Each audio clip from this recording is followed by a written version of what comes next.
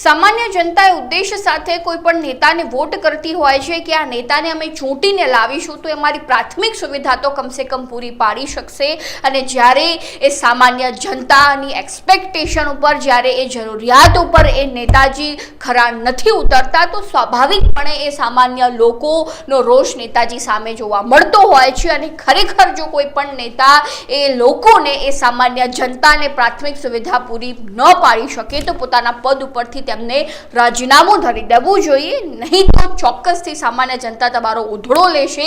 એ સામાન્ય બાબત છે અને આવો જ કિસ્સો અમદાવાદના એ નિકોલમાં બન્યો છે. તે મુદ્દા અંગે ચર્ચા કરીશું આજે આ વિડીયોમાં. નમસ્કાર, લાઈવ 24 ન્યૂઝની સાથે હું છું મેઘશુ ઠક્કર.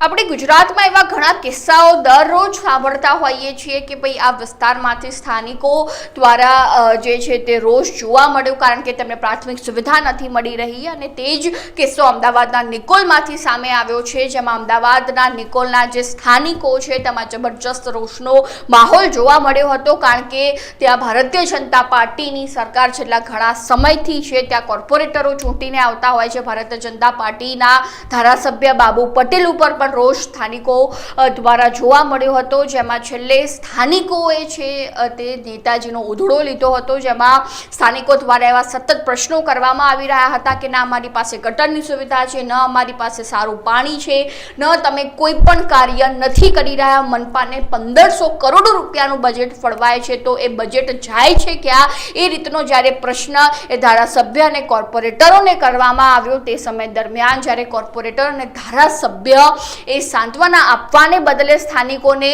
જે છે તે ઊંધો જવાબ આપી રહ્યા હતા, રોફ જમાવી રહ્યા હતા કે ભાઈ અમે તો કાર્ય કર્યું છે, અમે કાર્ય કર્યું છે, તે રીતના સતત બોલી રહ્યા હતા. અને છેલ્લે જ્યારે સ્થાનિકોએ પ્રશ્નો કર્યા તે સમય દરમિયાન એ નેતાજીને ચાલતી પકડવી પડી એવી સ્થિતિ જોવા મળી હતી, અને જે ધારાસભ્ય અને કોર્પોરેટરો છે તે જવાબ આપવા માટે ઊભા પણ ન રહ્યા કારણ કે સ્થાનિકોનો રોષ એટલા હદ સુધી જોવા મળી રહ્યો હતો. એ દ્રશ્યો તમે પણ જોઈ લો, જેમાં સ્થાનિકો અને ભાજપના ધારાસભ્ય અને કોર્પોરેટરો વચ્ચે બોલાચાલી જોવા પડી રહી છે.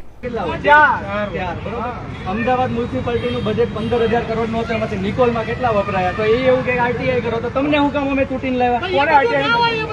એ દિવસે રાતે તમે નતું કીધું આરટીઆઈ કરો?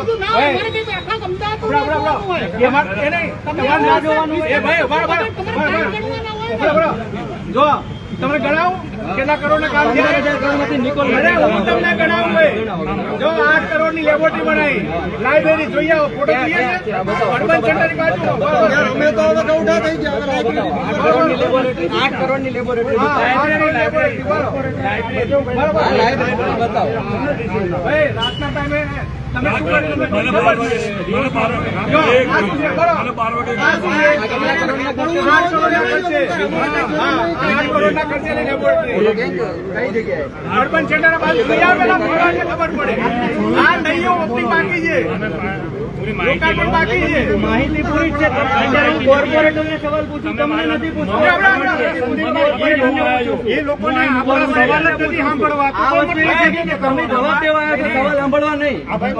હું તમને ગણાવું, બરાબર, બોલતા નહીં વચ્ચે. એના બાજુમાં ઓપન પાર્ટિક્યુલર બને છે 5 કરોડ ના ખર્ચે. જો જોઈ આવજો. બને છે કે બની ગયો? ચાલુ છે, ચાલુ છે. આ વચનો 2015 માં અમે સાંભળ્યા છે, 2015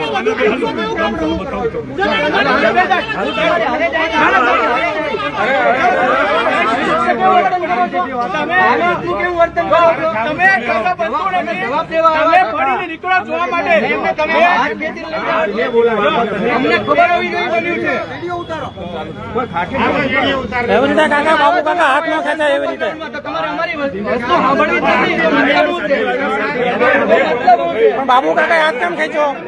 બાબુ કાકા હાથ કેમ ખેંચો? હાથ કેમ ખેંચો વડે કાકા? આ વાસ્તવિકતા છે. નિકોલ વોર્ડની પબ્લિક વાતો ચાલુ છે, કરો તમ તારે.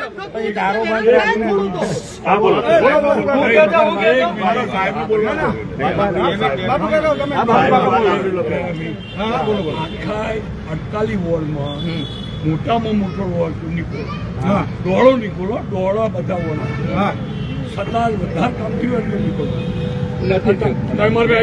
ઉભા રહો બાબુ કાકા નિકોલમાં સ્મશાન ક્યાં છે આલા જવા દો જવાબ નથી દેવો નિકોલમાં સ્મશાન ક્યાં છે નિકોલમાં સ્મશાન ક્યાં છે સ્મશાન ક્યાં છે સ્મશાન નિકોલમાં વોટ માંગવા આવશો ત્યારે અમે એવું જ કેવું છે. અત્યારે વોટ માંગવા જાય તો 4 મહિના પછી ઇલેક્શન